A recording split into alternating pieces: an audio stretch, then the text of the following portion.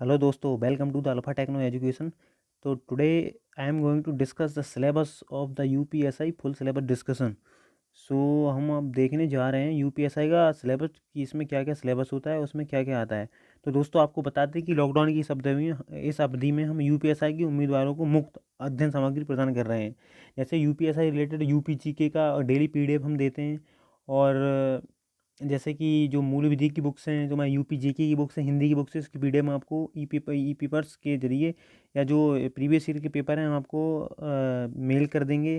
तो आप अपना मेल आईडी या जो भी व्हाट्सएप नंबर है आप कमेंट बॉक्स में कमेंट कर दें, आपको उसका उससे रिलेटेड सारी सामग्री आपको मिल जाएगी। तो ये थी हमारी आज की सूचना। अगर हम नेक्स्ट आगे चलते हैं तो नेक्स्ट देखते हैं कि हमारा इसका पेपर का पैटर्न क्या होता है। तो हम सबसे पहले पेपर के पैटर्न के बारे में जानेंगे। तो अगर हम पेपर के पैटर्न के बारे में बात करें तो इसमें जनरल हिंदी आती है, 40 क्वेश्चन होते हैं जो कि 100 मार्क्स की होती है। और लॉ एवं कॉन्स्टिट्यूशन जनरल नॉलेज जो कि 40 मार्क्स की होती है, जो 40 क्वेश्चन होते हैं 100 मार्क्स के होते हैं। न्यूमेरिकल मेंटल एबिलिटी 40 क्वेश्चन होते हैं 100 मार्क्स की होती है। Mental aptitude test intelligent and test of reasoning जो कि 100 मार्क्स की होती है। और 40 हमारे क्वेश्चन इसमें भी आते हैं। अगर हम इसका कुछ सिस्टम देखें, जैसे there will be an objective type. अगर इस प्रकार जो यूपीएसआई का पेपर है ऑब्जेक्टिव टाइप होता है जो कि ऑनलाइन टेस्ट होने लगा अब।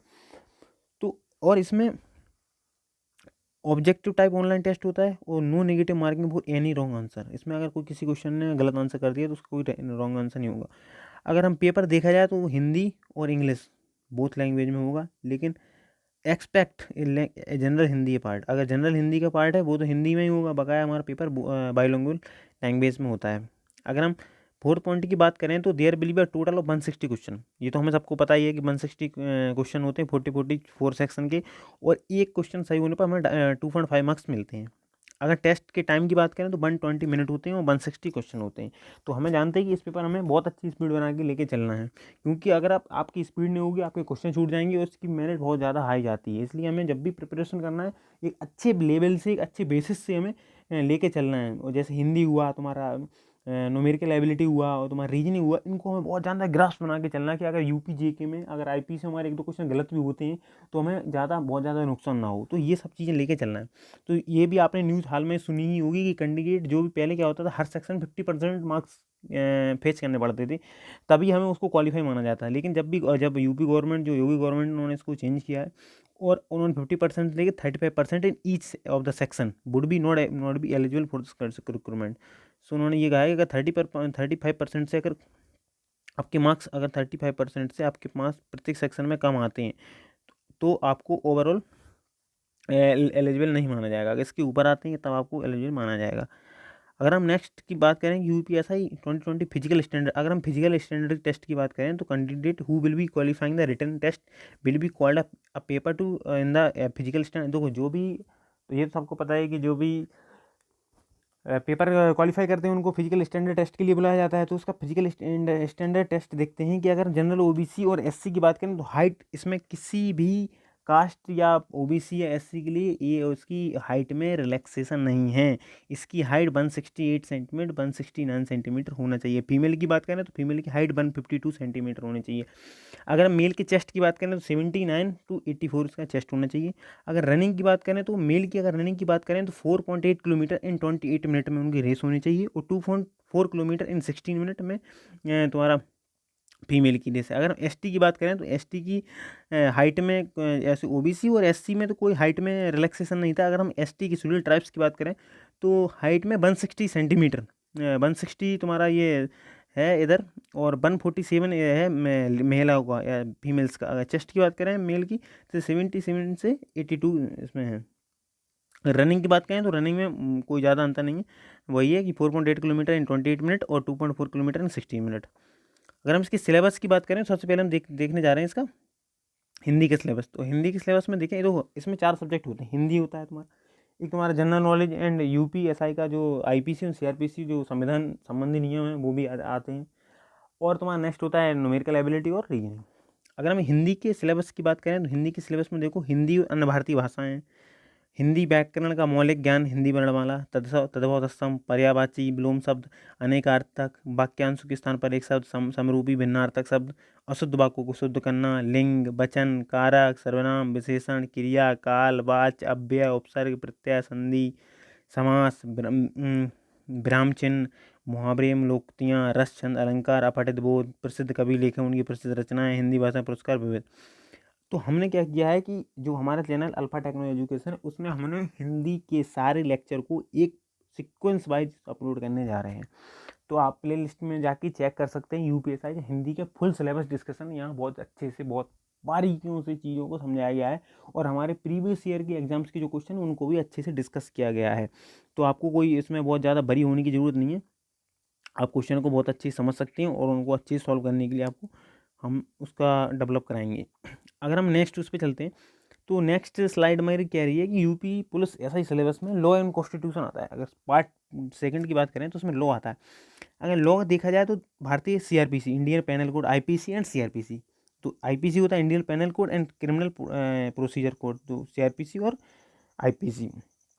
और हम देखें कि महिलाओं, बच्चों, अनुसूचित जाति के सदस्य संबंधों संरक्षण देने वाले संबंधी विविध प्रावधान, जैसे SC ST एक्ट हुआ, तुम्हारे यातायात नियमों देखे जाए तो मॉडर्न व्हीकल एक्ट हुआ, पर्यावरण संरक्षण हुआ, वन्य जीव संरक्षण अधिनियम हुआ, मानवाधिकार जो तुम्हारा मानवाधिकार संरक्षण अधिनियम हुआ, इनकम टैक्स का अधिनियम हुआ, ह्यूमन राइट्स प्रोटेक्शन लॉ है जो हमारा, और जो भ्रष्टाचार निवारण अधिनियम हुआ, राष्ट्रीय सुरक्षा अधिनियम हुआ, IT एक्ट हुआ, साइबर सिक्योरिटी हुआ, जनहित याचिकाएँ हुई, साइबर क्राइम्स हुए, और पब्लिक इंटरेस्ट हुए, और जो कुछ होती हैं जुडिशियल जजमेंट संबंधी, और लैंड रिफॉर्म्स, लैंड एक्विजिशन जो लार जिसे कहते हैं, लार एक्ट होता है, लैंड एक्विजिशन राइट्स मामला। सो काफ़ी हमें आईपीसी आईपीसी की 511 धाराएं, 26 और अध्याय अगर देखा जाए तो इनके अंतर्गत हमें देखना है। जैसे कुछ जो लॉ हैं इस टाइम पे बहुत ज़्यादा, ऐसे हमारा जो जम्मू कश्मीर में जो लॉ उसको वो हुआ था, तो हमें सारी चीज़ों के बारे में हमें बहुत अच्छे ढंग से चलना है। अगर आईपीसी सीआरपीसी का बहुत ज़्यादा सिलेबस नहीं है अगर देखा जाए तो, अगर हम अगर थोड़ा सी कुछ पॉइंटों पे अगर हम सीरियस होकर देखें कि किस किस एक्ट में कौन सी धारा लगेगी, किसका क्या प्रावधान है, कौन से एक्ट में किस धारा में क्या प्रावधान दिया गया है, तो इन सारी चीज़ों में बहुत अच्छे से डिस्कस करके चलेंगे तो हम सारी चीज़ें बहुत अच्छे से कवर कर लेंगे। तो उसकी घबराने की कोई ज़रूरत नहीं है, हम इनको अच्छे प्रॉपर वे में आईपीसी और सीआरपीसी के सारे लेक्चर अपलोड करेंगे। अगर हम पार्ट 2 कॉन्स्टिट्यूशन की बात करें तो पर्पज ऑफ कॉन्स्टिट्यूशन, कुछ ऐसी चीज़ें हैं जो purpose of constitution, fundamental rights क्या होते हैं, तो कुछ ये इंपॉर्टेंट चीज़ें जिन्हें हमें भी डिस्कस करके चलना है। जैसे कानून बनाने का अधिकार, स्थानीय शासन और केंद्र और राज्यों के बीच संबंध, निर्वाचन तथा अन्य महत्वपूर्ण जानकारी के संबंध, अनुसूचियाँ, कुछ अनुसूचित, अखिल भारतीय सेवाएं, तो इस प्रकार की कुछ हैं। अगर हम जनरल नॉलेज की पार्ट 3 की बात करें, अगर इसमें ही पार्ट 2 में ही जनरल नॉलेज आईपीसी सीआरपीसी आता है, क्योंकि 4 पार्ट होते हैं हमारे एग्जाम के। तो अगर हम पार्ट 3 में सामान्य ज्ञान, general science, health science, history of India, freedom of struggle of India, Indian economy, Indian agriculture, commerce, तो जैसे बात करें ये तुम्हारा इंडियन इकोनॉमी हो गया, फ्रीडम स्ट्रगल हुआ, हिस्ट्री ऑफ इंडिया हुई, तो ये कुछ इंपॉर्टेंट पॉइंट्स हो सकते हैं जो कि हमें एग्जाम पर्सपेक्टिव से बहुत ज़्यादा, ऐसे इंडियन एग्रीकल्चर हुआ, कॉमर्स में बार्डज पॉपुलेशन हुई, ट्रेड हुआ, FDI जो फॉरेन डायरेक्ट इन्वेस्टमेंट होता है वो FDI हुआ, जो किस प्रकार से गवर्नमेंट इस टाइम पे चेंज कर रही है, लॉकडाउन की वजह से काफ़ी नियमों में चेंज भी आया है, गवर्नमेंट ने FDI पे रोक लगाई है, ये सारी चीज़ों पे काफ़ी जो इन क्वेश्चनों में रिसेंटली अगर हम देखें जो भी देश में चल रहा है उसमें बेस्ड पे काफ़ी क्वेश्चन बन सकते हैं। तो इस प्रकार जनरल नॉलेज ही वही है जो हमारा रिसेंटली चल रहा है। इस प्रकार हम UPG के डेली कवर करते हैं, उसमें हम बहुत सारी चीज़ें इकोनॉमिक्स से लेके हिस्ट्री से लेके सारी चीज़ें उसमें डिस्कस करते हैं। अगर हम उत्तर प्रदेश की शिक्षा, संस्कृति, सामाजिक व्यवस्था के संबंध में विशेष जानकारी, उत्तर प्रदेश में राजस्व कैसा है, पुलिस में सामान्य प्रशासन व्यवस्था, भारत और उसके पड़ोसी देश के बीच संबंध, तो ये सारी चीज़ें जो इसमें UPSI के एग्जाम में आने की संभावना होती है। अगर हम UPSI का पेपर की न्यूमेरिकल एबिलिटी की बात करें तो न्यूमेरिकल एबिलिटी जैसे तुम्हारा नंबर सिस्टम आता है, सिंप्लीफिकेशन आता है, डेसिमल एंड फ्रैक्शन आता है, हाईएस्ट कॉमन जो HCF LCM आता है, मल्टीपल आता है, रेशियो एंड प्रोपोर्शन आता है, परसेंटेज से क्वेश्चन आते हैं, परसेंटेज से बहुत सारे क्वेश्चन, प्रॉफिट लॉस से भी बहुत सारे क्वेश्चन भरे रहते हैं, डिस्काउंट से भी क्वेश्चन आते हैं, सिंपल इंटरेस्ट से भी क्वेश्चन, कंपाउंड इंटरेस्ट से, पार्टनरशिप से भी आ जाते हैं, टाइम एंड बर्थ तो उनका फेवरेट है, प्रोबेबिलिटी भी उनकी फेवरेट है, मेंसुरेशन, अर्थमेटिक, तो ये कुछ हमारे टॉपिक हैं जैसे arithmetical consumption and other analytical function, mensuration graphs, इसमें प्रोबेबिलिटी नहीं दिया गया है बट अगर अभी इसमें ये टॉपिक ऐड कर सकते हैं, प्रोबेबिलिटी। अगर हम देखें तो प्रोबेबिलिटी भी बहुत इंपॉर्टेंट है क्योंकि प्रोबेबिलिटी से भी क्वेश्चन आए हैं लास्ट ईयर में। तो थैंक यू गाइज। इसमें अगर नेक्स्ट वीडियो में हम देखेंगे कि जो हमारा ऐसे रीजनिंग से संबंधित कुछ क्वेश्चन है उसको हम नेक्स्ट वीडियो में अपलोड करेंगे और उसके बारे में बताएंगे कि क्या स्ट्रेटजी होनी चाहिए, कौन कौन सी बुक्स होनी चाहिए जो कि बहुत ज़्यादा इंपॉर्टेंट है। जैसे लोग कहते हैं ये बुक पढ़ लो बुक पढ़ लो, लेकिन हम सिलेक्टेड कुछ ऐसी बुक भी बताएंगे जिससे आपको बहुत ज़्यादा फायदा होने वाला है। और आपको पीडीएफ संबंधी कुछ भी कंटेंट की जरूरत हो आप कमेंट बॉक्स में कमेंट करिए, अपना मेल आईडी या अपना व्हाट्सएप मोबाइल नंबर आपको 24 आवर के अंदर अंदर आपको मेल जाएगा। उसमें आपको सारा कंटेंट रहेगा, वो भी फ्री ऑफ कॉस्ट, क्योंकि हम लॉकडाउन में चाहते हैं कि लोगों को उसमें हेल्प हो सके जितने मेरे पास इतना कंटेंट है। तो thank you so much guys, keep watching, keep supporting my channel Alpha techno Education. Thank you so much.